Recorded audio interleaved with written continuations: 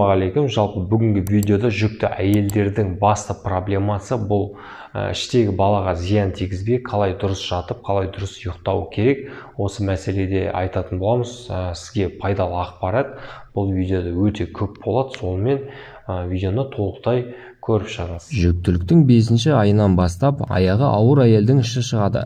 Жүктіліктің соңына қарай қарны үлкейіп кетеді. Алғашқыда қалыптасып кеткен ұйқыдағы күйіңізде ұйықтай алмайсыз. Себебі шыққан ішіңізбен санасуға тура келеді. 1-2 түндік жайлы ұйқыңызды қисаңыз, жаңа қалыпқа үйреніп аласыз. Жүктіліктің алғашқы кезеңінде іш шықпай тұрып та ұйқы мәселелері болып тұрады.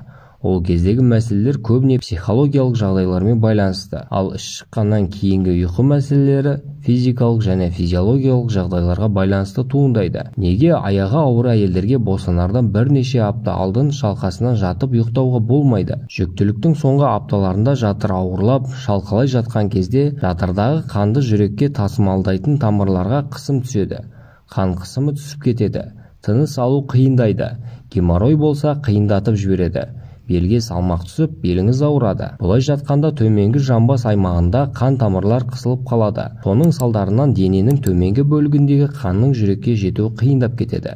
Ішіңіз шыққанда сүйікті ұйқы қалыңыздан бас тартуыңызға тура келеді. Қаласаңыз да, қаламасаңыз да солай ету керексіз. Өзіңіз елестетіп көріңізші. Үлкен қарбызды ішіңізбен басып жату ыңғайлы ма? Әрине, ыңғайлы болмайды. Ең қауіптісі жатырдағы ұрыққа үлкен қысым түседі. Ұрықтың сыртында амниотикалық сұйықтықтан тұратын қорғаныш қабатының болғанына қарамастан, айтарлықтай қысымның салдарынан ұрықтың зақымдалуы мүмкін. Ең тиімді ұйқы қалыбы қандай? Іші шыққан жүкті әйелдер үшін ең тиімді ұйқы қалыбы сол жағымен жатып, аяқтарын созып, аз қимылдайтын болып ұйықтау. Ұйқы кезінде қимылдарды азайту үшін ұйықтардан 2 сағат алдын су ішуді доғару керек. Сол кезде ұйқыңызды бөліп әжетханаға көп тұрмайсыз. Сол жағымен жату әйел үшін де, болашақ сәби үшін де пайдалы. Аяқтарын соқып арасында жастық қоюда болады. Аяқтардың созылып жату бүйректің жұмысын жақсартады. Бүйрек жақсы жұмыс істесе, аяқта ісіктер болмайды. Егер сол жақ қырыңызбен жатып, түнде шалқалай жатқан күйде оянсаңыз, қайтадан сол жақ бүйіріңізге ауысыңыз.